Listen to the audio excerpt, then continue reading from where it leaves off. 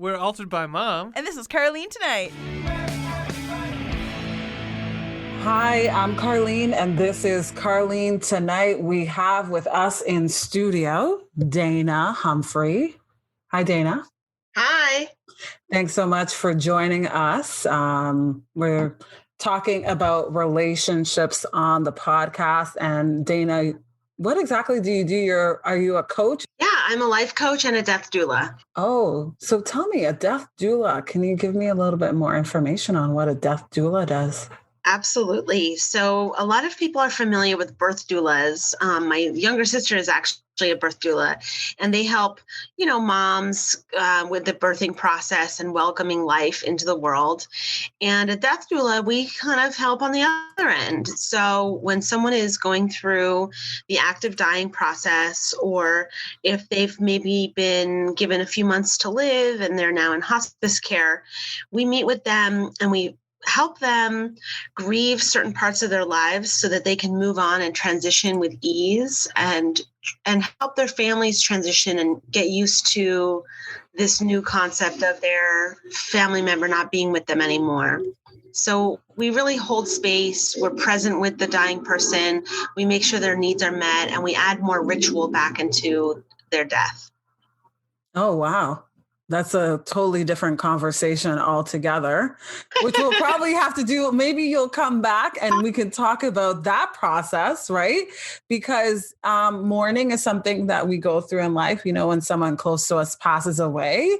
And that's obviously, it takes time to get over that experience, right? It's kind of like, you lose someone, right? I think that the more we accept and embrace death, it's something that unites us all, then the more we can embrace our everyday lives and live better each and every day and have better relationships. So I do think it does tie in together of, knowing that it's something that's going to happen for us all. So it shouldn't be so scary. Yeah.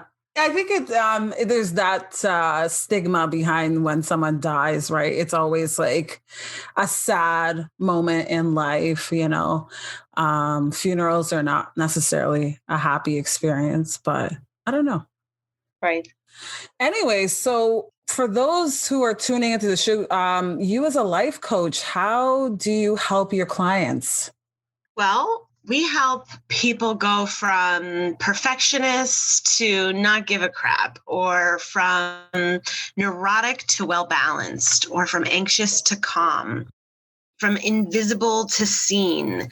Anyone that's dealing with any codependency issues in their own lives, we help them to be more stable and to be more grounded. Which is super important. I think more now than ever, we're spending so much time by ourselves and alone with our thoughts. So I think it makes us think about things on different levels, right? Yes, absolutely. Mm-hmm. Oh, we didn't even bring up this discussion. So I'm in Toronto and Dana is in New York. Whoop, whoop. Woo, woo. One of the busiest places in the world.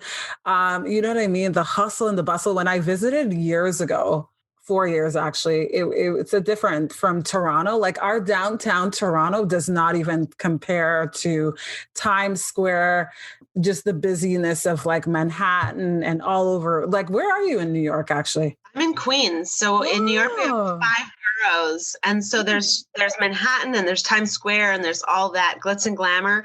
And then there's 5 big old boroughs that have a ton of stuff going on, a ton of culture and life and action. And so New York's a big place. Yeah, that must be interesting just being there. If you survive New York, I think that's what they say, right? Because it's so hard to make it in New York. I don't know. They should. So many movies have been filmed in New York, and all this thing about making it. I'm digressing when I say this. So I watched an old movie with Michael J. Fox, and it's called The Secret of My Success.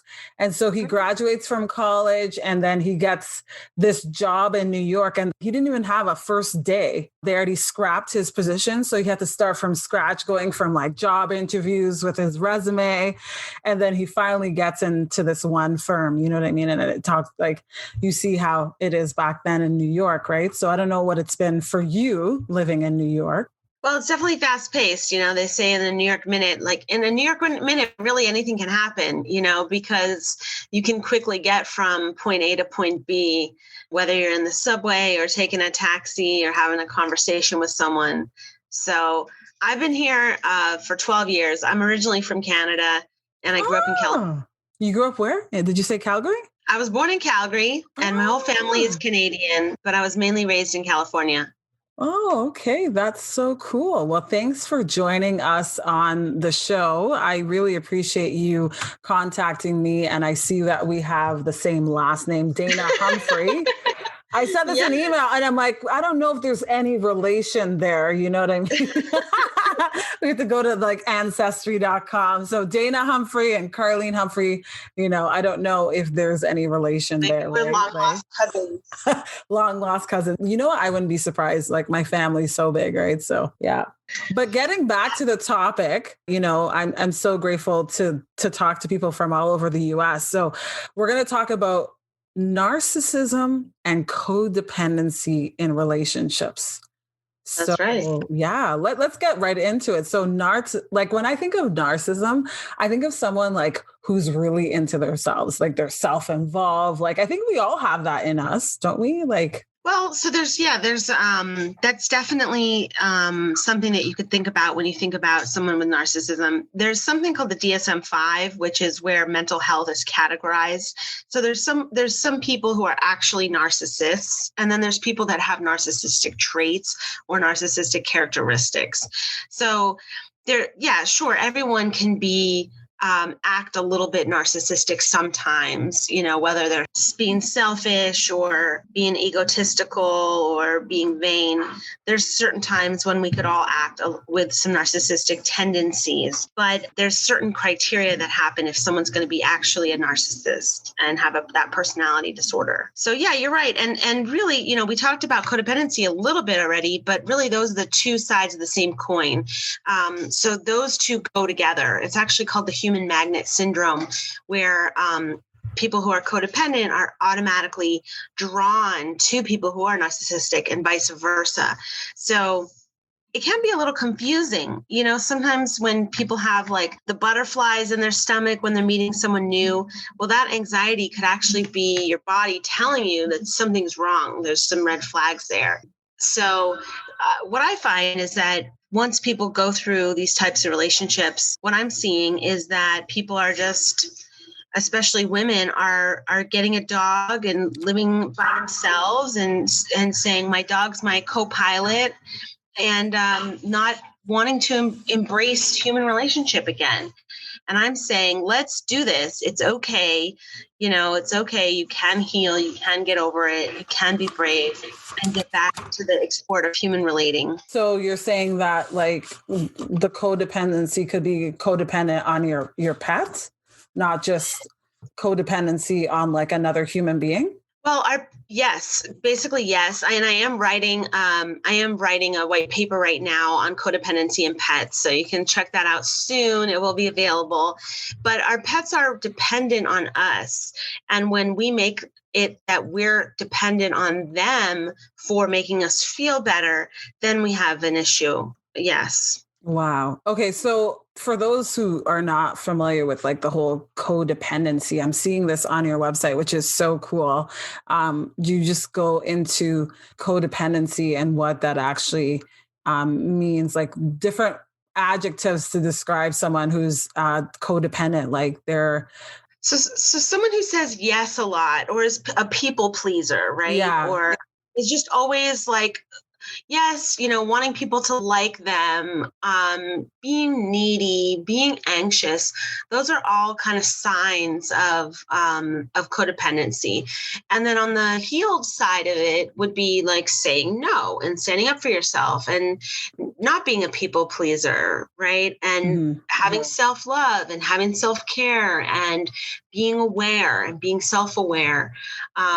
So there's definitely some things that people can do with self-care and self-love to kind of heal themselves, to go from that maybe endlessly giving place to a more self-sufficient type of place. Wow. When I thought you were talking about narcissism and codependency in a relationship, I was thinking more of like the relationship that you have with your significant other and how that works, right? So, what does that look like if you're codependent on this other person? Like, It can show up in your family. It can show up in your significant other. It could show up in your choice of boss. A lot of times, people that are raised in homes with either a narcissistic mother or father or both often will choose narcissistic bosses or narcissistic partners or people that have narcissistic traits. They might not necessarily law and MPD. It's a controlling type dynamic. So a narcissistic partner might want to limit the amount of time that the codependent spends with their friends and family. They might start to control like where they go and who they see. They start to limit their surrounding world so that they become the only kind of go-to that they have. I actually dated someone like that for 9 months. And in the beginning, you can't really tell that the person is like that. So like it's called love bombing. The beginning is the love bombing phase where they're learning about you and they're giving you exactly what you want. They become your kryptonite. Yeah. It actually dating this person I almost lost like my best friend because I was dating this person because they didn't like when I was with my friend, I wasn't checking my phone. He wasn't able to communicate with me. And I'm like, this is definitely what I don't want in a relationship. So like he was there like every day to talk to him on the phone, but I didn't get to see him as often because he was so busy. But yeah, he was controlling with certain parts of my life. And I was like, I had to choose, like after a while, it's like I couldn't go visit my friend at his place anymore because my ex at the time, he didn't like that because I wasn't paying attention to him or messaging him right away. I was actually like just hanging out with my friend and not glued to my cell phone. Yeah. So yeah. And after that, I'm like, there's like, I guess after you like we fought more than we got along. And I realized that's not what I want in the long run in someone. So you're speaking right to me when you talk about the narcissistic, because like you said, it's like your parents too. So I think I can relate to that. It's really hard to see in our family units because we're so enmeshed in there. It's really hard to pick apart our families. It's helpful sometimes to have an outside perspective with that, but good for you for getting out after 9 months. I mean, the honeymoon phase of most relationships lasts about 18 months. Mm-hmm. So for you to have that awareness after such a short period of time is very strong of you. So yeah, that's great that you were able to see that and see the patterns as they were happening. Well, I think for me, I always like dating is a journey, like an experience. Like you when you get it, like you said, the honeymoon phase. Like I don't know, I felt like it didn't feel like a honeymoon phase. I wasn't always happy, and like maybe for the first 2 months I was happy with this person, but I felt more alone than with them. And there were so many things that even like on my birthday, it became about him and like what he wanted for his birthday. That's an excellent point that you bring up. Birthdays are almost impossible for narcissists. They can't celebrate you. It's very hard for them. They need to celebrate 24/7. And so celebrating another human, it's very difficult for them. So that's a really good red flag right there is birthdays. How do they act on birthdays? Are they suddenly sick, or are they suddenly unavailable, or they're suddenly, need to make it about them somehow? That's a big one. Also, if they use a lot of buts in their language when they say, wow, you look really nice today, but I don't like those shoes. It's really not a compliment, right? Wow. Sometimes there's like little subtle things that you can try to see to pick out, because it can be hard to find the red flags, but people that use a lot of but in their language or in their texting can be a signal that you might be dealing with someone that has narcissistic traits. And do you think that there's something wrong with dealing with someone like that? Like, are they going to have your interest at some point? Like, I mean, some people are like, we're all interested in ourselves at the end of the day. Like, you know what I mean? We like talking about ourselves. Well, talking about yourself Mhm. and being totally self-absorbed are not exactly the same thing. Mhm. And yeah, if it's impossible for you to celebrate another human's, life, I think that you have a problem. If you're unable to celebrate a friend's birthday, is it really a friend?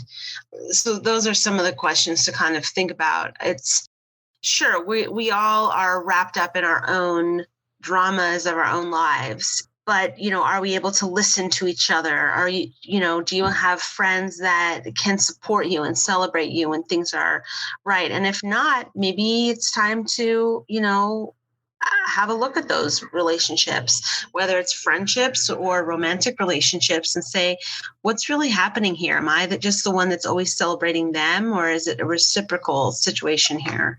Mhm. I think you put the icing on the cake there, because I think COVID has made our relationships a little bit more challenging. You know what I mean? I think things have changed for this significant amount of time. I don't know how long this is going to last, but I think that if and we're all put into different uncomfortable positions, but I think now more than ever, like, you have to figure out if you want certain people in your life. And I think I've had like one relationship where they decided that they don't want to be friends anymore, and that's fine. And I think COVID kind of makes a point of that. Like, if we have differences in opinions about how we're going to live our life now because of COVID, the virus, you know what I mean? It changes a Yeah. lot of relationships. I think also with COVID, narcissists are more likely to be anti-maskers because they don't really care about the other people. It's, I don't really want to get into that whole thing, but there are Mm. some things that have happened with COVID that can make it, a little bit easier to find them. Oh, I see. Well, I think that we will definitely have to have you back on the show, because I'm learning so much about narcissism from you. And I don't think we necessarily think about it in that retrospect, like putting the phrase itself or the condition or someone who is narcissistic, right? We don't Yeah. necessarily think about those things, but it's important to learn about ourselves and the relationships that we have with people in our lives, right? And for anyone listening right now who thinks like, uh-oh, I might be in a relationship with someone who is a narcissist or has narcissistic personality, you can always do more research. But if it does turn out that you're following some of the red flags and might identify your significant other in that way, really the best thing to do is to go no contact.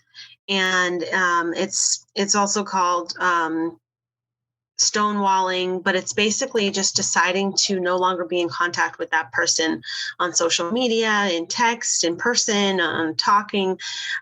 If they truly are someone with narcissistic personality disorder and they only have their own self-interest at heart, they're not going to really bring any value to you ever. And so it's best to just kind of get them out of your life and get them to stop sucking and taking from you, really. Yeah, yeah. That's so important. I'm Carlene, and this is Carlene Tonight. We have home movies from the band Altered by Mom.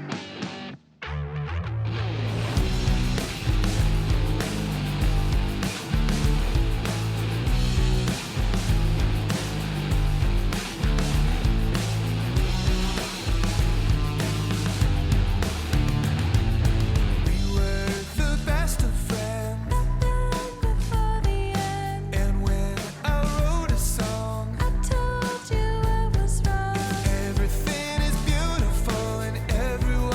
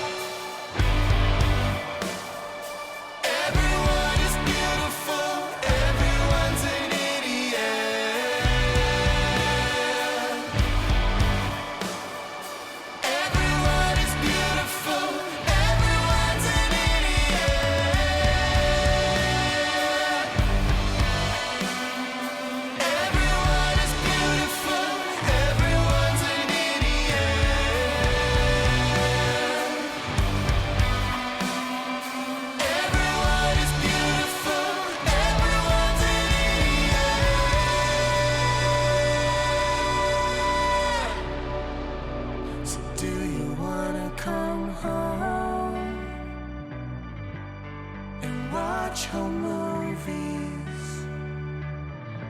I can wear the cologne you found so soothing. Can we sit here in silence? It's our duty.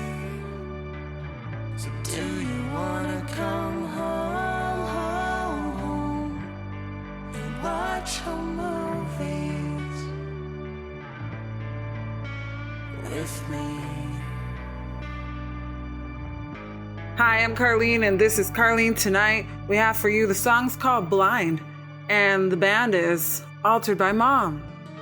There was a girl I used to know, had the world at her fingers and her worries at her toes. This is a story never said. She buried it inside her, but it all came out in red. I wanted to say sorry, catch my breath. We all have our secrets, but I took mine to your death, and I never noticed you might be sad, too occupied with my own life. I didn't think it was that bad. All that I know, you try your best, see how it goes. We're blind, but it's okay. You have to choose either way. Oh.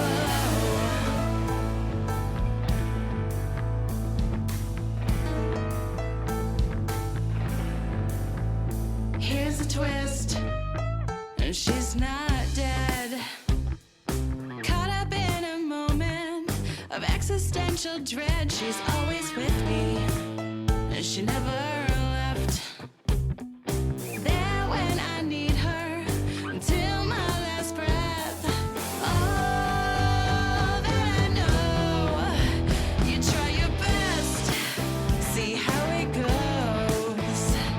We're blind, but it's okay. You have to choose anyway.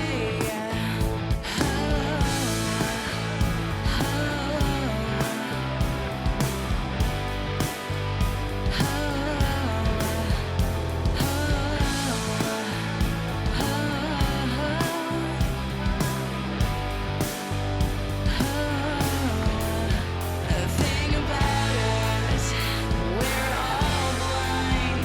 Thing about it, we don't mind.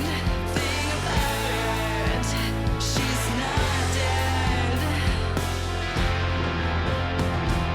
Started stopping everything, started it instead. This is a story always told, but no one's even listening. All that I know, you try your best, see how it goes.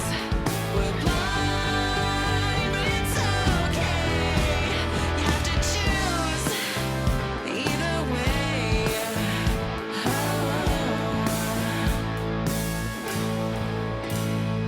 I'm Carlene, and this is Carlene Tonight. We have with us Dana Humphrey, who is a deaf doula, which we didn't talk too much about. We talked a little bit, but you're also a relationship coach, and you coach people on various things, obviously, which is super important.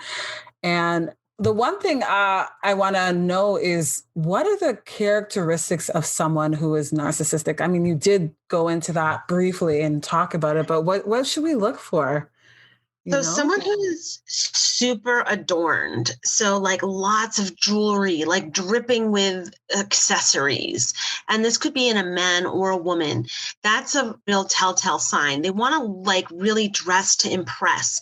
So they probably are name dropping a lot, or, talking about, this is a good one. In your conversation with them, they somehow are able to work into the conversation that they have an ex who was a model, and like they're still friends with them. Some stuff like that, where it's like really important to them to show how special they are, that they, used to date a model and they're actually still friendly with their ex. That's something that's really common. And it's kind of sounds like silly to say because it's a little bit, can be a little bit subtle, but that's a big red flag. If I hear someone just casually, and it could be in business. This happened to me the other day. I was in a business call and someone casually dropped that they were, somehow in contact with this ex-partner of theirs, and they're still friends with them. I was like, oh, okay, I know who I'm dealing with.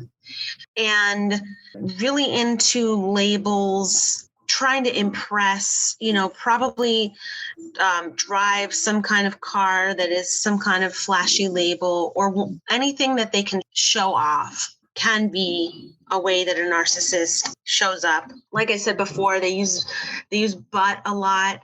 It's kind of like these underhanded compliments. Another example might be, it's almost like seeming to be nice, but it's kind of an underhanded dig.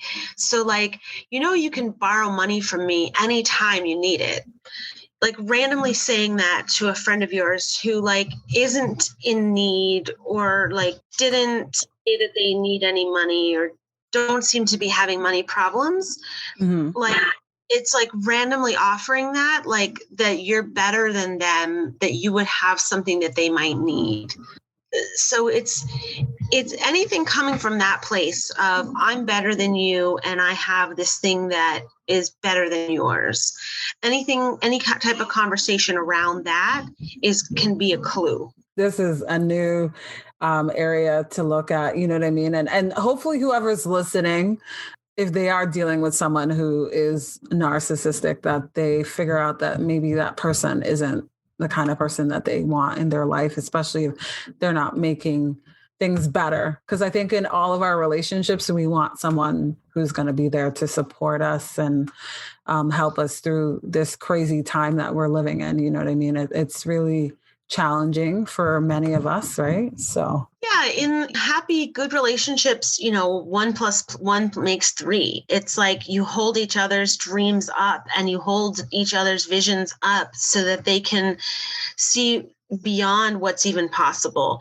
In a narcissistic relationship, it's like 1 and 1 makes 0. It's like the person is taking from you. And so there's no like hope and dreams. They're actually trying to make their own dreams happen and will trample on you to make that a reality for them, whatever they need to do. Are they kind of like a pushy person? So normally codependents and narcissists kind of end up together, and narcissists are more likely to be attorneys, doctors, lawyers, more argumentative, and codependents avoid confrontation. So here you have someone who likes to fight, and you have more of a bully, and someone who avoids confrontation at all costs. And so it kind of makes this perfect little match because they don't really fight with each other, but it's not because there's nothing to fight about. It's because one's an overly trained fighter and one's an undertrained fighter. So they just never really go there with each other. Wow. Okay. Huh. Look at all the things that you just have to look out for. Because I feel like you said, if you've grown up in that kind of environment, maybe you attract that kind of person, or that person ends up in your life somehow. And there's a doctor named Dr. Ross Rosenberg. He's on YouTube, and he wrote a book called The Human Magnet Syndrome, and he talks a lot about this. So anyone that's curious about that, I definitely recommend that resource, because the trauma bond that happens is sometimes people can seek it out if someone seems like they maybe have a mother wound or some kind of trauma in their life. The narcissist will capitalize on that and bond with them by having a similar issue. So they learn how to listen and how to target their prey. It's also known as like wolf in sheep's clothing. They kind of pretend to be these like spiritual, loving people, but really they're just there to take. Yeah. Well, That's very much food for thought. I'm Carlene. This is Dana. Dana, you've given me so much to think about. Oh my goodness. Wow. I think it was meant to be that you come on the show to educate me, to educate those who listen to the podcast. Wow. I just want to say something to those who are listening. If you are at home more than ever before, like many of us, and you like to do your groceries online, with Instacart, it's easy to shop from your favorite retailers online and get everything you need delivered at a time that works for you. So if you're looking to do your groceries, you can visit divaontheradio.com is our site, and the link is right on there. If you're feeling like doing your groceries online this week as opposed to going to the grocery store, that's definitely something to think about. So getting back to this discussion, codependency and narcissism in a relationship. For those who are listening, Dana, what advice do you have for others if they want to, talk to you, set up a time to discuss this with you if they feel that they're in a relationship with someone that is probably not good for their mental health? I'm happy to talk to anybody. You can learn more about me at lifecoachanddeathdoula.com or at danahumphrey.com. That's DANAHUMPHREY.com. I'm also on Twitter and Instagram at Dana K. Humphrey. And I'm happy to talk to anybody. The first half an hour consultation is free. We can see if it would be a good fit to work together and come up with a plan so you can live your best life and live codependent free and narcissistic free. Yeah, that sounds amazing. It's so important. Thank you so much for sharing your knowledge. I hope you can come back and we can talk about other types of coaching that you do or other things that, that are important in terms of the relationships that we have with others. Sure. I love to talk about pleasure and joy as well as some. Definitely. Let's definitely talk about pleasure and joy for sure. Okay. I'm Carlene and this is Carlene Tonight. Thanks so much for tuning in. This is Carlene Tonight. And we're Altered by Mom.